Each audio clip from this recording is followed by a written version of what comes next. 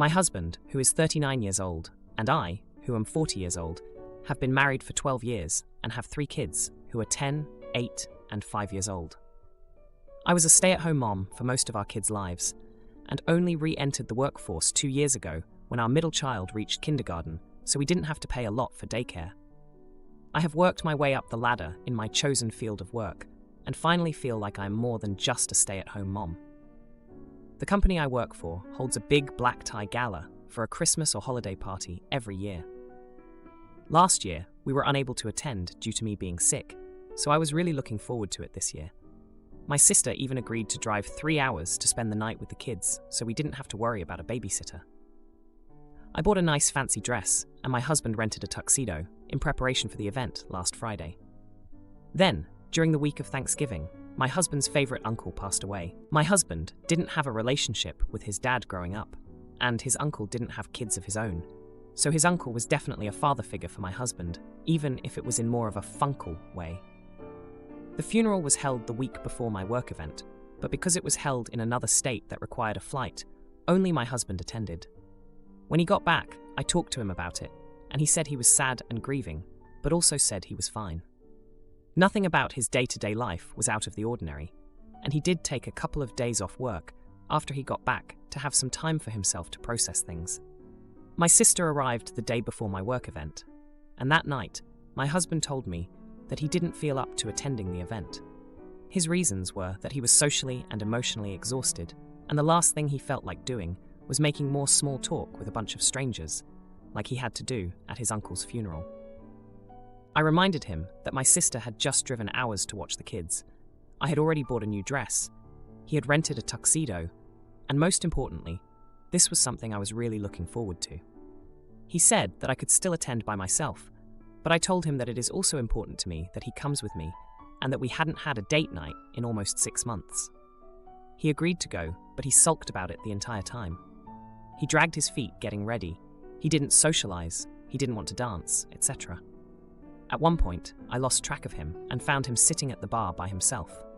When I went to talk to him to try and get him to come socialize with me, he told me that he already told me he has no energy for that and that he only came because I made him. I told him that if he was going to just sulk and drink alone, we might as well leave, and he said, "Great, let's go." I told him how disappointed I was that he acted that way at an event that he knew was extremely important to me, and he got defensive and told me it was my fault for dragging him there when he didn't want to go. He's barely spoken to me since, unless it's about the kids. Now, for a few comments before the update. Comment 1. I told him that if he was going to just sulk and drink alone, we might as well leave, and he said, "Great, let's go." You're the idiot. He was honest with you about what he was going through, and you have the nerve to be upset that he wasn't a social butterfly at your event. I told him how disappointed I was that he acted that way at an event that he knew was extremely important to me, and he got defensive and told me it was my fault for dragging him there when he didn't want to go. He's barely spoken to me since, unless it's about the kids. You completely disregarded his feelings and the fact that he is grieving a major, formative relationship in his life. You had zero grace for what he was going through, then berated him for his very natural feelings. It shouldn't be a surprise he is now hurt and distant from you. He's probably just trying to hold himself together. Comment 2. Unfortunately, I think you're the idiot. While I can certainly understand the excitement of attending an event and the disappointment of it falling apart, with your sister driving and all, your husband deserved to grieve. Additionally, while he may not have been social, you still had the opportunity to be. I think the jab about him sulking was a bit much. Weirdly for me, the thing that bothers me the most about this story, you guys haven't had a date night in 6 months, and you made all this effort for a work event, including having babysitters drive in. I think you need to prioritize your relationship more. Work events are not a date night, in my opinion, and maybe if you guys spent more time together, communication would be better, and you'd have talked it out by now. Now, for the update. So, it's been a week since the gala disaster, and let me tell you, things have been tense at home. My husband has been quiet, and I've been trying to give him space, but it's hard when we're both stewing in our own versions of the story. The day after the gala, my sister left, and she could tell something was off. She's always been the one I confide in, but this time, I just thanked her and didn't say much. I didn't want to drag her into our mess. She's had her own share of relationship drama, and I didn't want to add to her stress. Work has been my escape. I've thrown myself into it, staying late, taking on extra projects, anything to avoid going home to the Cold War brewing there. My boss noticed and gave me a nod of approval, which felt good. It's nice to be recognized for my efforts, especially when things are so rocky elsewhere. But then, just when I thought things couldn't get more complicated, they did. At work, there's this guy, let's call him Mark. He's been with the company for a few years, and we've worked on a few projects together. He's always been friendly, but since the gala, he's been different. More attentive. He's been stopping by my desk, asking how I'm doing, and even brought me coffee one morning. I didn't think much of it at first, but then he asked me out for drinks after work. I was taken aback. I mean, I'm married, and he knows that. I politely declined, saying I had to get home to the kids, but he just smiled and said, "Some other time then." That night, I told my husband about Mark's invitation, hoping it would spark some kind of reaction, maybe even a hint of jealousy. But he just shrugged it off and said, "You should go. Have some fun." His indifference stung more than I expected. The next day, I was working late again, and Mark popped his head in, asking if I wanted to grab a quick dinner since we were both still at the office. I hesitated, but hunger and the need for some kind of human connection won out. We went to a nearby place, and it was nice. We talked about work, life, and everything in between. I found myself laughing, something I hadn't done in a while. When I got home, my husband was already in bed. The kids were asleep, and the house was quiet. I sat on the couch, thinking about the evening, and I felt guilty. Not because anything happened with Mark, but because I enjoyed myself without my husband. The next few days were a blur of work, kids, and silence at home. My husband and I were like two ships passing in the night, barely acknowledging each other. It was during this time that I found out from a coworker that Mark had recently gone through a messy divorce. I guess that explained his newfound interest in socializing. Then, yesterday, everything came to a head. I came home from work, and my husband was waiting for me in the living room. He had this look on his face, a mix of anger and hurt. He asked me point blank if I was having an affair with Mark. I was shocked. I mean, yes, I had dinner with the guy, but an affair? That was the last thing on my mind. I explained to my husband about the dinner how it was just two colleagues grabbing a bite because we were working late. I told him how Mark had been a friend at work, nothing more. But my husband wasn't having it. He said he'd heard from a friend who saw us together, and it looked more intimate than just co-workers. I realized then that the friend must have seen us laughing and talking, and it probably did look intimate from an outside perspective. But it wasn't like that. I was just trying to fill the void that had grown between my husband and me. We argued back and forth, voices rising, until the kids came downstairs, sleepy and confused. We stopped immediately, plastering on fake smiles and assuring them everything was fine. They went back to bed, but the tension remained. My husband finally said he needed time to think and went to stay at a friend's house. I was left alone, feeling like the world was crumbling around me. I never intended for any of this to happen. I just wanted to feel connected to someone, even if it was just a coworker. Sister's insults ruined dinner, so I clapped back hard, but she didn't expect my next move. Her shock is palpable as the tables turn. Background. My 33-year-old friend Beth has an older sister named Jill, who is 38 years old. Since we first met, Jill has always hated me and called me names like weirdo freak. She even said that I deserved the bullying I experienced in school because I was a dork. Because of Jill, I stopped visiting Beth's house and didn't see her again until Beth's 18th birthday. On that occasion, Jill spread false rumors about me harassing her boyfriend, claiming that I was too ugly and weird to have my own guy. Luckily, Jill moved away soon after, and I was relieved to be free from her. Now, Beth, Liz, 33F, Kelly, 34F, Megan, 34F, and I planned a dinner reservation to catch up after not being able to see each other for over 2 years. Beth offered to give Kelly and me a ride to the restaurant since neither of us can drive. And I have chronic fatigue syndrome and several types of chronic pain, making traveling difficult for me. We all took a bus to Beth's apartment together, but to our surprise, Jill answered the door. Beth hadn't informed us that Jill was visiting, and it would have been nice to have a heads up, considering the history between Jill and the rest of us. Nevertheless, we remained polite. Kelly greeted Jill and complimented her dress, while I said, "Hi Jill, nice to see you. How have you been?" Unfortunately, Jill completely ignored Kelly and turned to me, saying, "Better than you, clearly. You're still a pale freak, aren't you?" I couldn't hold back and snapped back at her, saying, "At least I'm not a bitter hag who holds grudges against a 12-year-old. Maybe it's time for you to grow up."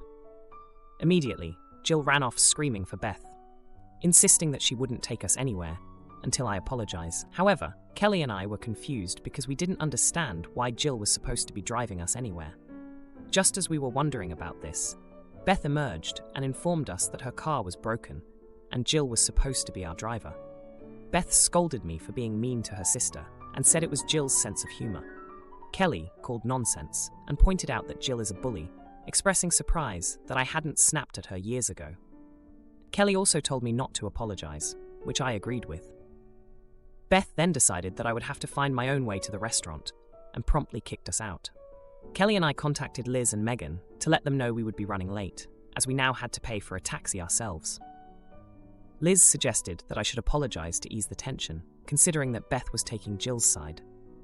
On the other hand, Megan believed that this confrontation was long overdue and that Jill needed to face the consequences of her actions. In the end, I refused to apologize and we took a taxi. Later, we found out that Beth chose not to join us due to what I had said to Jill. It has been a week, and Beth is now refusing to speak with any of us, except Liz, who claimed I was at fault, until I apologized to her sister. Am I the idiot? Edit. Thank you for all the positive responses. I am heading to bed now, but will provide an update soon. Now for a few comments before the update. Comment 1. Not the idiot, but you have to realize that the sister is not the problem. Beth is not your friend. She knows her sister has bullied you for years, and she has not only done nothing about it, she is now openly enabling and supporting the bullying. You should be done with her. You deserve better. Comment 2. Not the idiot. She is a bully, and always was.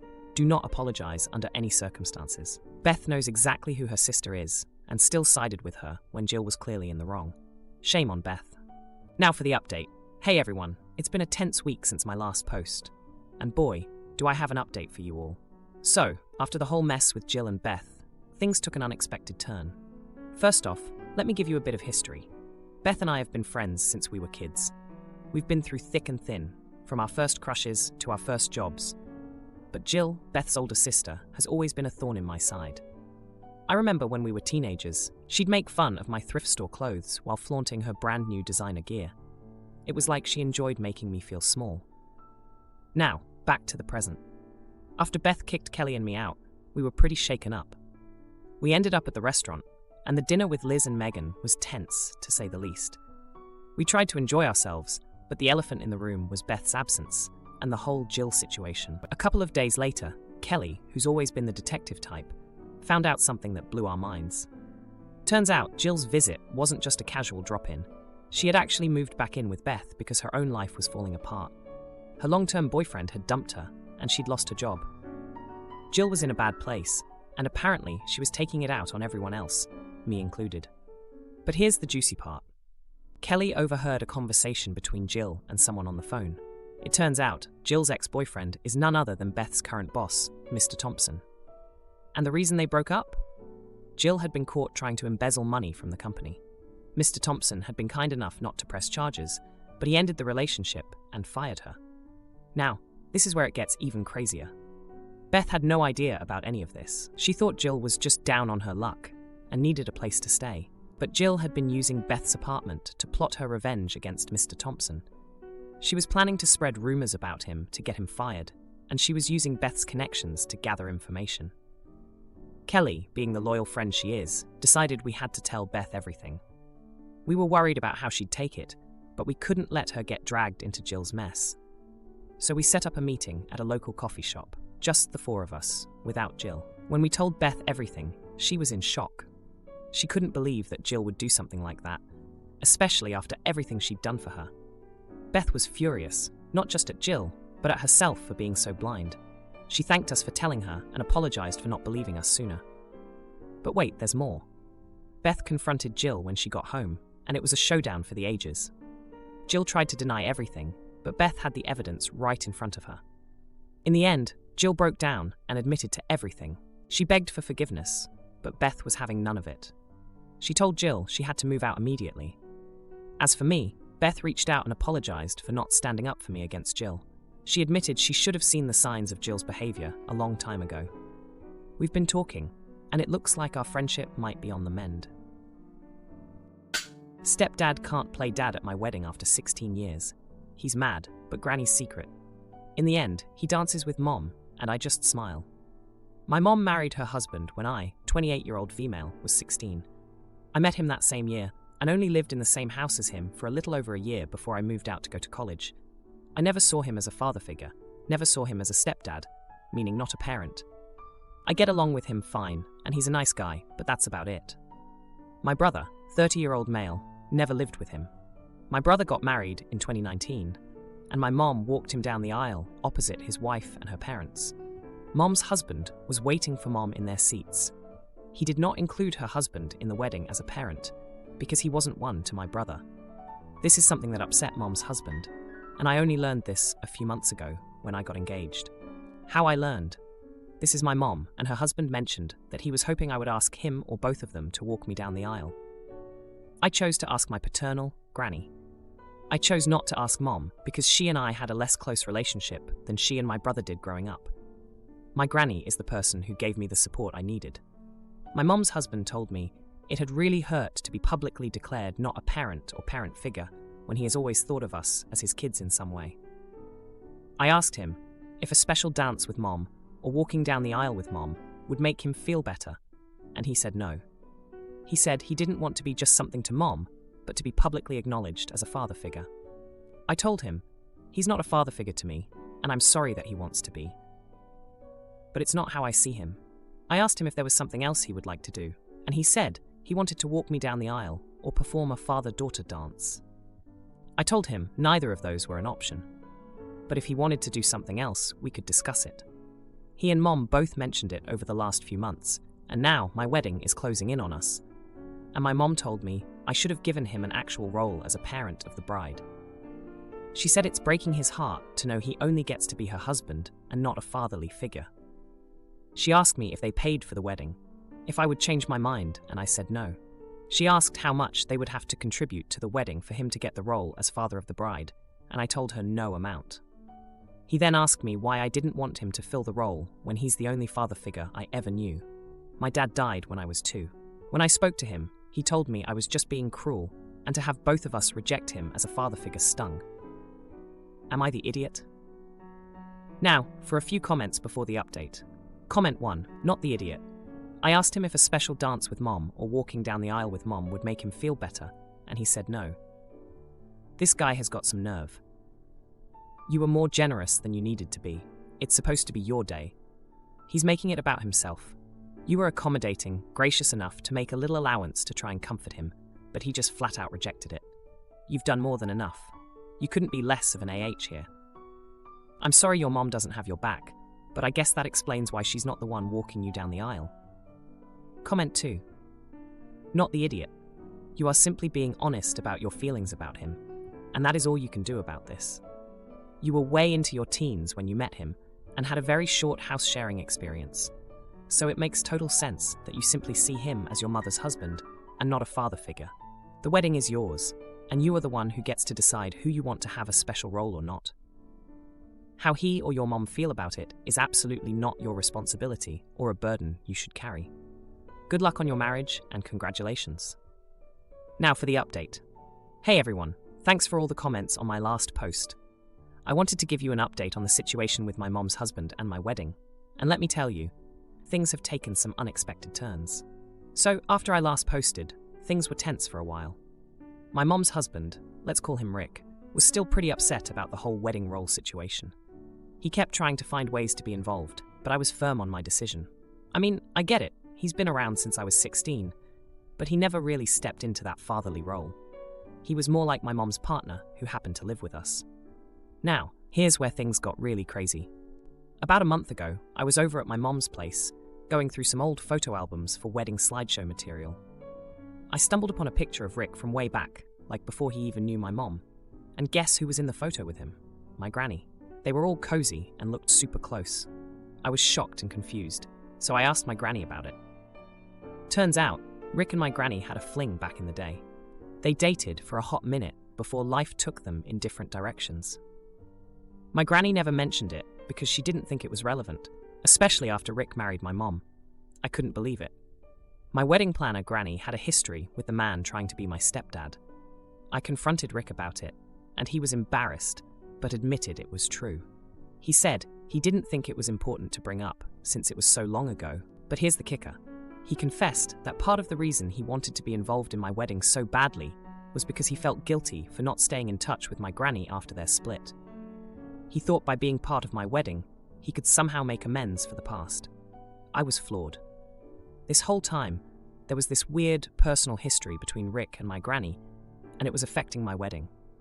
I didn't know what to think.